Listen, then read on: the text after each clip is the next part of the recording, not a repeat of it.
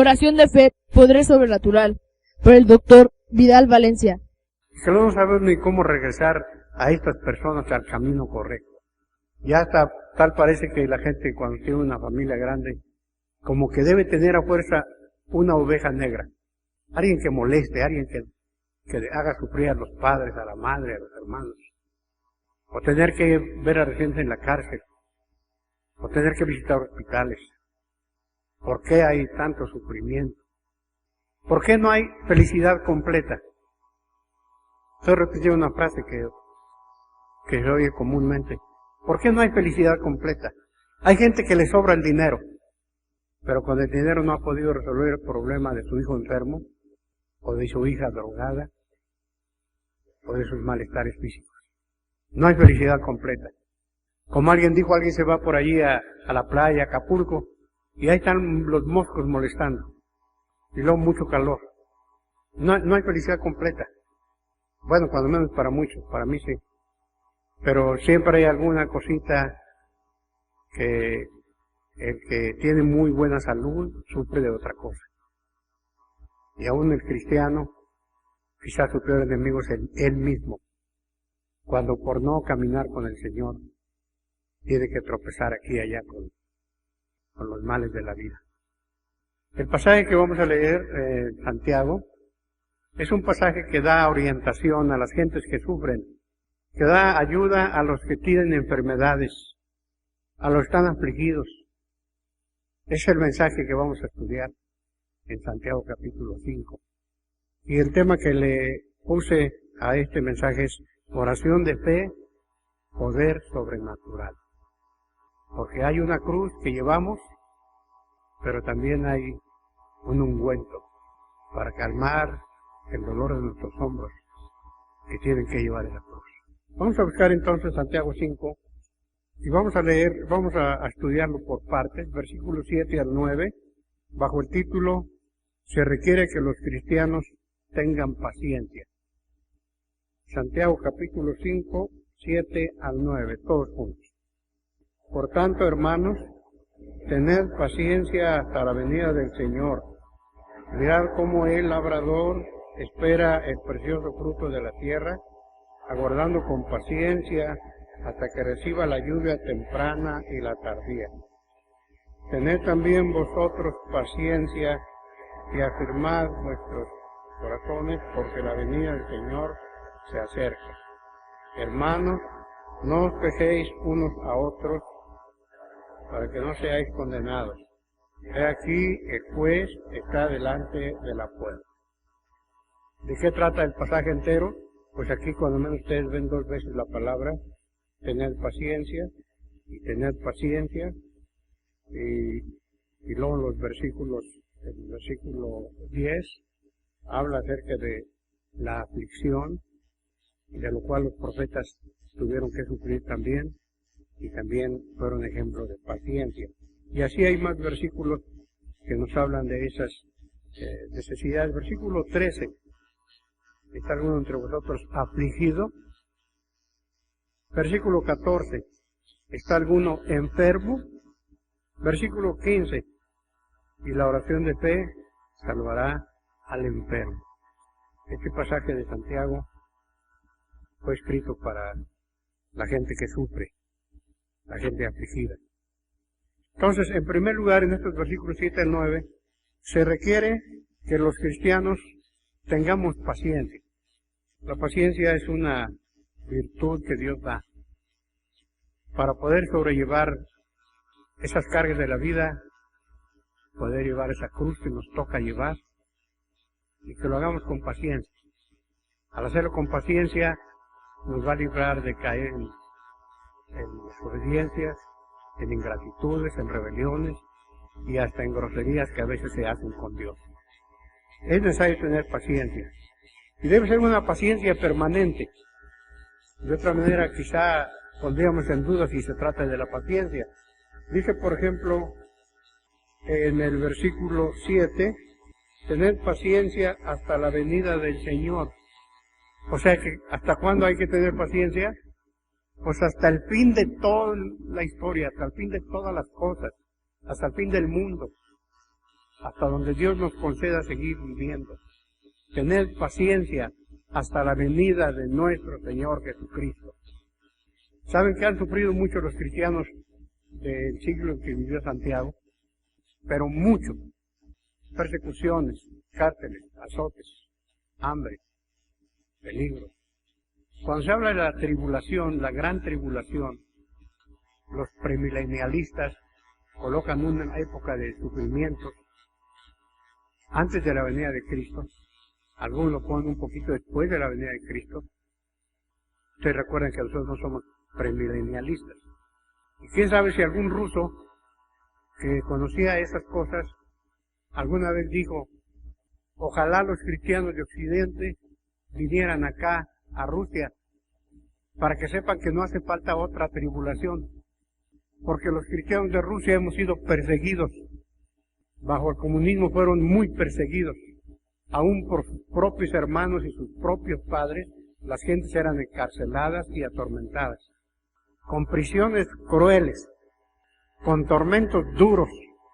Si ustedes no saben lo que es sufrir, si quieren ver si ya vino la tribulación o no, vengan a Rusia.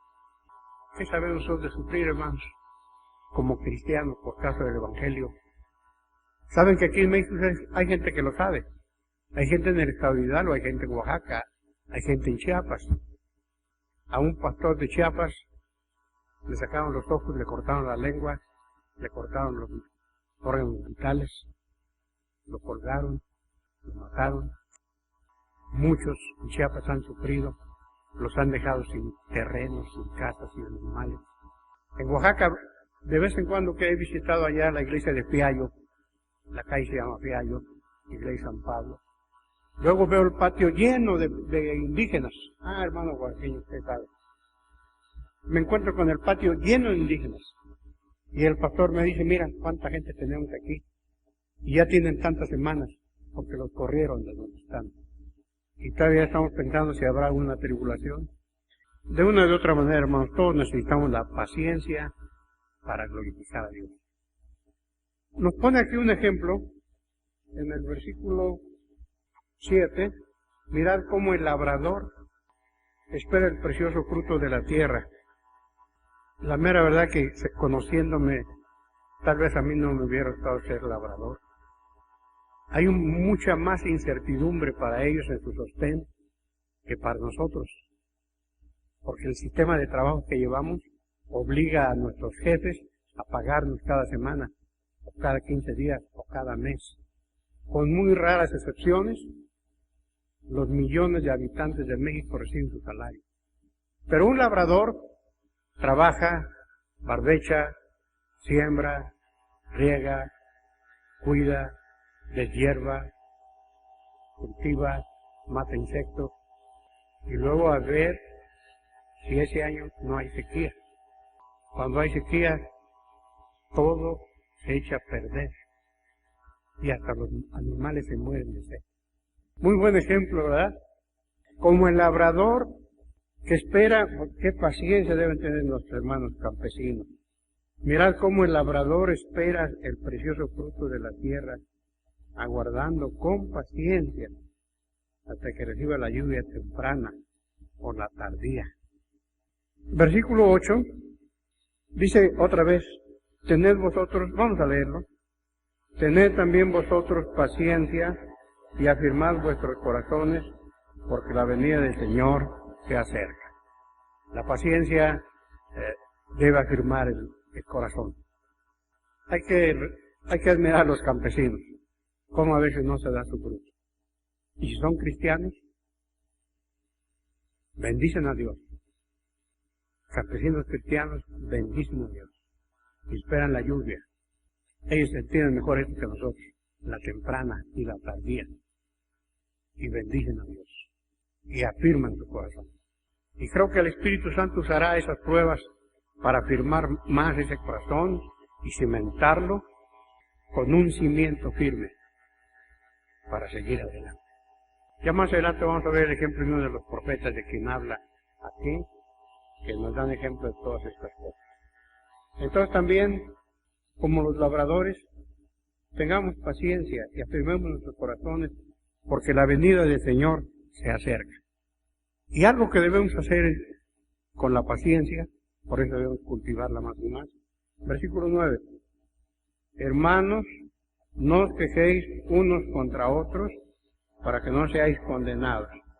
He aquí, el juez está delante de la puerta. La paciencia nos va a fortalecer y debemos afirmar el corazón para tener que soportar a las demás personas, porque nuestros sufrimientos no conmueven a otros. Los corazones son duros. Cada quien vive para rascarse con sus propias uñas. Cuando un campesino tiene muy buenas cosechas, ¿qué es lo que pasa? Está esperando que le paguen bien las cosechas, y muchas veces las pagan mal. Por eso es que está aquí lo que dice, no os quejéis unos contra otros. Es que el gobierno no es justo con nosotros. Es que los acaparadores, los que hacen el monopolio de lo que yo siembro, son los que ganan. Yo trabajo mucho, me cuesta. Y entonces, el mensaje de Dios es este: pues ten paciencia, no te quejes contra otros. Y al último habla de un juez. He aquí el juez está delante de la puerta. No os venguéis vosotros mismos, amados míos, antes de dar lugar a la ira, porque escrito está, mía es la venganza, yo pagaré, dice el Señor. La segunda cosa, hermanos, aquí dice, los profetas son ejemplo de aflicción y de paciencia. Vamos a leer eso en los versículos 10 al 12, capítulo 5 de Santiago, versículos 10 al 12. Habéis visto el fin del Señor, que el Señor es muy misericordioso y compasivo. Pero sobre todo, hermanos míos, no juréis ni por el cielo, ni por la tierra, ni por ningún otro juramento, sino que vuestro sí sea sí y vuestro no sea no, para que no caigáis en condenación. Entonces aquí en el versículo 10 dice que nosotros tenemos como un ejemplo de paciencia y de aflicción a los profetas. Gracias a Dios que tenemos hombres aparte de Jesucristo que nos sirven de ejemplo. Porque aunque Jesucristo es un buen ejemplo, siempre pensamos, pues es Jesucristo. Y hay hasta quien piensa, como Él no está en nuestros zapatos. Aunque Él cuando se hizo pobre siendo rico y vivió como un artesano, estaba en unos zapatos más chiquitos que los nuestros. Pero ahí están los profetas. Ellos son ejemplos de aflicción y de paciencia. Y se habla de dos profetas. Uno es Job. Está en el versículo 11. Habéis oído la paciencia de Job. Y luego en el versículo 17 se habla de otro profeta, de Elías. Por ahorita no vamos a hablar de Elías, sino de Job. Dice allí en el versículo 11, tenemos por bienaventurados a los que sufren. Algo que puede ser paradoja para los no cristianos. ¿Cómo llamar bienaventurados al que sufre? La palabra bienaventurado que dice dichoso. ¿Cómo vamos a llamarle dichoso al que sufre? Pero el Señor dice bienaventurados los que sufren, dichosos. Y luego menciona a Job. Porque Job viene siendo un ejemplo muy claro respecto de ser dichoso por sufrir. Yo creo que aparte de tener la dicha de que Dios en su soberana voluntad nos permite ser pobres, nos permite estar enfermos, nos permite tener un hijo descarriado, nos permite sufrir opresiones, injusticias. Bueno, todo eso, si somos presbiterianos, gloria a Dios, bendito sea Dios. Siempre decía una hermana con su hijo que no se corregía, en una muy triste situación. Dios es muy bueno. Glorifica a Dios conmigo, hermano. Dios es muy bueno. Uno si no fuera cristiano no entendería eso, sintiendo su felicidad. Cuando uno sufre, hermanos, tiene uno la bendición, por eso dice bienaventurados. Cuando uno sufre, tiene la bendición de convertirse en ser humano y comprender a otros. Si hay una persona ciega en la familia, pues esa persona que lleva ese aguijón va a saber comprender a otro ciego. Y si usted nunca ha tenido un ciego, O si usted no está ciego, usted no es capaz de comprender a otros ciegos. Yo sé lo que es no tener para pagar la renta. Y cuando alguien nos platica que no tiene para la renta, ni para el gas está acabando, uno lo puede comprender. Ay, mi hermana está tan angustiada, se le acabó el gas, no tiene con qué comprar más. Esa es una bendición que Dios da a los corazones que sufren. Se convierten en seres humanos y no ir en el camino como si nadie más existiera. El sufrimiento desarrolla virtudes. Pues he dado tantas veces un testimonio, no lo voy a repetir, pero una enfermedad que yo tuve bastante molesta y quizá la más larga que he sufrido. Bueno, no es la más larga, ha habido otras mucho más largas, pero esa sí me dolía mucho, físicamente sufría mucho. Pero cuando pasó la enfermedad, yo había crecido, pero mucho, de un hombre chaparrito espiritualmente, porque lo que padecí me ayudó a saber qué importante es el tiempo, y me convertí en un buen administrador del tiempo. Descubrí que tener ojos es una bendición, porque podía ver sin que me doliera la cabeza. Este libro que a veces nomás de lengua decimos es el gran libro, es el gran tesoro, es riqueza, es más que oro. Pues yo crecí no solamente para hablar, sino para aprovechar este libro. Y desde esa vez leí mucho más este libro. ¿Cómo no voy a comprender lo que dice allí? Bienaventurados los que sufren, porque los que sufren llegan a ser mediocres en lo espiritual. La carne es una gran cátedra. Bienaventurados. Nos ayuda a desarrollar muchas virtudes en cualquier persona y en cualquier sufrimiento. Ustedes han oído ya quizá más de una vez que las perlas se forman en unas ostras, que cuando la ostra se abre y por allí le entra un granito de arena, por chiquito que sea, le molesta. Son muy delicadas y le molesta. Y entonces lo que hace al sufrir el animalito ese allí es tratar de rechazar el estorbo, la piedra en el zapato. Y para rechazarlo saca un líquido y con ese líquido pues lo va envolviendo. Y lo va envolviendo y lo va envolviendo y lo va envolviendo. Y eso se convierte en una perla preciosa, dura, resistente, agradable a la vista y costosa. Si alguien está sufriendo ahorita, ¿por qué no piensa que está formándose en su corazón una perla para la gloria del Señor? El ejemplo del Señor. Me gustaría que viéramos en el versículo 11. Versículo 11, una frasecita ahí que es una riqueza. Vamos a leerlo otra vez.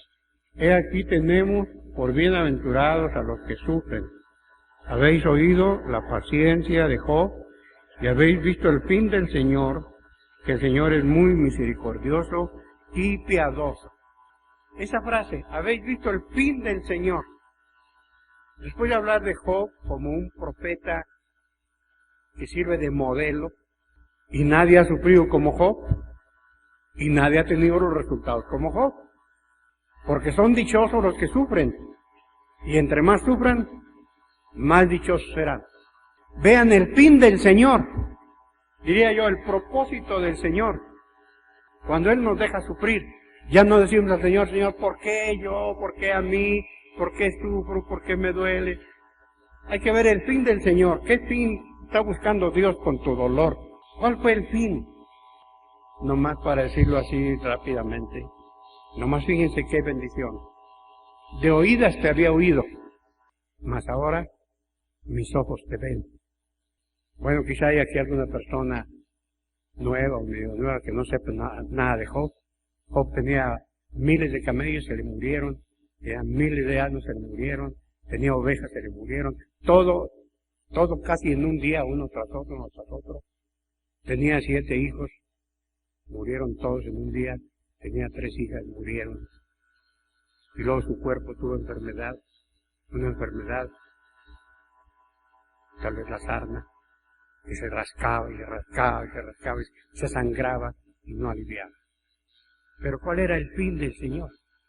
Porque si no hubiera pasado todo ese sufrimiento, él no hubiera llegado a la estatura de un conocimiento del Dios eterno y divino. ¿A quién glorificar mejor? ¿A quién servir mejor? ¿A quién amar más? Sentirse más seguro, porque entre más grande es el Dios en el que creemos, más seguros estamos. Hay un salmo que dice, y no tendrás temor de malas noticias. ¿Cómo nos ven sufrir? Ay, que le vaya a pasar algo a mi esposa. Ay, si se muriera, ¿quién va a sostener la casa? Ay, que mi hijo no lo vaya a atropellar un carro. Ay, que mi hija que va manejando, que no tenga un accidente. Y ya no estamos esperando que suene el teléfono para que nos diga, fíjate que su hija tuvo un accidente y está en el hospital. Uy, y ni pasa nada. Pasan los años, pasan los meses, no pasa nada. Pero acá adentro sí está pasando. Cuando dice Job, ahora mis ojos me ven, descansa. Ahora sí sé quién es mi Dios. ¿Quién es mi pastor? ¿Quién es mi amigo? Otro fin de ese sufrimiento de Job es que Dios le restauró lo perdido. Lo sanó. Le dio el doble. Si ustedes ven el primer capítulo y el último capítulo de Job, si perdió 3,000 camellos, le dio 6,000. Y si tenía 5,000 ovejas, le dio 10,000. Todo se lo dio al doble. Los hijos no. ¿Quién sabe qué habría hecho para tener más hijos? Pero no se lo dio al doble. Pero dice la Biblia que sus 3 mujercitas eran las mujeres más hermosas de la tierra. El fin del Señor. Bueno, yo creo que debemos seguir adelante. Versículos 13 al 16, vamos a leerlo pensando en las recomendaciones a los enfermos y a los afligidos. Atención, están enfermos, los que les duelen alguna cosa, oigan lo que dice el Señor. Todo es para bien. 13 al 16. ¿Está alguno entre vosotros afligido? Haga oración. ¿Está alguno alegre? Cante alabanzas. ¿Está alguno enfermo entre vosotros?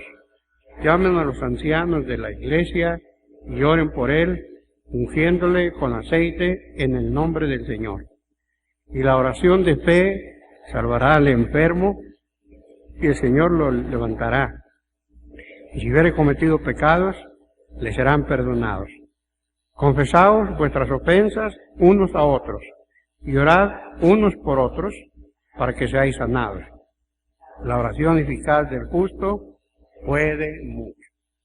Hagan de cuenta que vaciamos un litro, así le llaman allá en los pueblos, a unas medidas de madera que son 1 decímetro cúbico, que vaciamos un litro de semillas y caen muchas semillas. Saben que estos versículos, al estudiarlos, hagan de cuenta que va cayendo mucha semilla, mucha. Hay mucha más semilla que la que cualquiera pueda ver. Yo nomás saqué algunas cosas como consejo a los que estamos enfermos o estamos afligidos. Primer consejo, si estás afligido, haz oración. Lo que Pablo también dijo en cierta ocasión, por nada estéis afanosos. En lugar de estés tronar los 2 dedos, por nada estéis afanosos, pero sean notorias vuestras peticiones. Ya cuando alguno ya no ora por ciertas cosas específicas, es porque ya no cree. Al cabo Dios me va a dar lo que Él quiera y no va a dar lo que no quiera. Como que no está creyendo que Dios tiene su oído inclinado. Tantas veces que dijo el Señor, pedid, y Dios dará. Hasta ahora nada habéis pedido. Bueno, ahí está un buen consejo para el afligido, el enfermo. Haga oración. Segundo consejo. Los enfermos llamen a los ancianos de la iglesia. Otra cosa en la que también algunos han perdido la fe. Llamar a los ancianos de la iglesia. Pues si mi mamá también es profeta y mis hermanos son también profetas y son sacerdotes, son hijos de Dios, también tienen el Espíritu Santo. Bueno, si así es tu interpretación, seguramente no va a llamar a los ancianos. Pero cuando uno sigue ciertas indicaciones, algo tienen que ver. Llame a los ancianos de la iglesia, que oren por él. Y pida que le ungen con aceite. Ahí está un pasaje escabroso que no vamos a explicar por ahora. Yo he hablado ya varias veces de eso. Pero la Biblia dice, llame a los ancianos. Oren, llame a los ancianos, que le unjan con aceite. Otra cosa, todo eso lo leímos ahorita, en el nombre del Señor. Hágalo en el nombre del Señor. El hecho de tomar una medicina no quiere decir que ya la medicina debe contener algo que va a servir. Hágalo en el nombre del Señor. No deje al Señor fuera. Cuarta cosa, pues ore con fe. Crea que Él todo lo que Él quiere. Quinta cosa, pida perdón. ¿A quién? Pues hay personas a quienes debemos pedir perdón. Si vamos arrastrando allí nuestros rencores, y ya nomás saludamos a la gente así, de pasada, porque me cae mal, porque tengo coraje, todo se lo va a estorbar a usted. Ay, ¿por qué yo no sé orar? ¿Por qué no puedo orar? ¿Por qué no siento? Pues haga los detallitos que dice la Biblia, pida perdón. Además dice ahí, confesaos vuestras faltas unos a otros. Algunos tienen el valor de hacerlo. Yo me acuerdo de un compañero en la obra que tenía cierto éxito, era amigo de Juan Isai y de otros que formaron de muchachos en unos grupos. Y este muchacho fue por allá, por América del Sur.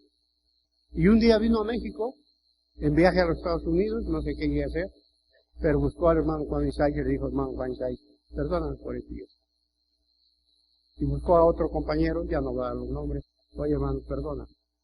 Y fue a la casa de uno de sus hermanos y le dijo a una hermana, perdonen por esto. Y fue pidiendo perdón en ese viaje a mucha gente. No nos extraña que Dios bendiga ese ministerio. Algunos esperan hasta la muerte para morir en paz. No espere hasta la muerte. Acuérdese, esa aflicción, esas enfermedades, saldrán. Tan solo la confesión, psicológicamente es un medicamento. Y creo que las enfermedades psicosomáticas son curadas al instante. Cuando se echa el veneno que está en el corazón y que se puede sacar en un momento, confesando la falta. Las enfermedades biológicas también las van sanando. Y uno está predispuesto para resistir nuestro cuerpo los ataques de tantos males que hay y para ir sanando. Si usted no ha hecho la confesión hace mucho tiempo con alguien, hágalo. Y va a sentir inmediatamente que su hígado trabaja mejor, que tiene usted mejor digestión, que su sistema nervioso se tranquiliza, hay menos estrés, que su mente piensa con más lucidez y emotivamente eso está mejor. ¿Quién creen que escribió la Biblia? Versículo 16, leámoslo otra vez. Confesaos vuestras ofensas, entonces confesaos unos a otros, para que seáis salvados. Una persona que ya no se conforma con arrastrar sus males, sus ofensas, sus corajes, sus mentiras, sus robos, pues no solamente acarreará los problemas que naturalmente traen los pecados, sino será débil en la fe, en la oración y en la gracia de vivir bien. Yo creo que el tema de Elías, desde el versículo 17, que Elías era un hombre sujeto a pasiones semejantes a las nuestras, y oró fervientemente para que no lloviese y no llovió. Yo creo que ese pasaje quedará pendiente, porque pues, está muy rico para tocar a la carrera, y por el respeto a nuestros horarios, para terminar bien este punto, aquí concluimos. Las aflicciones del justo son muchas, dice un salmo, pero Dios lo librará de todas.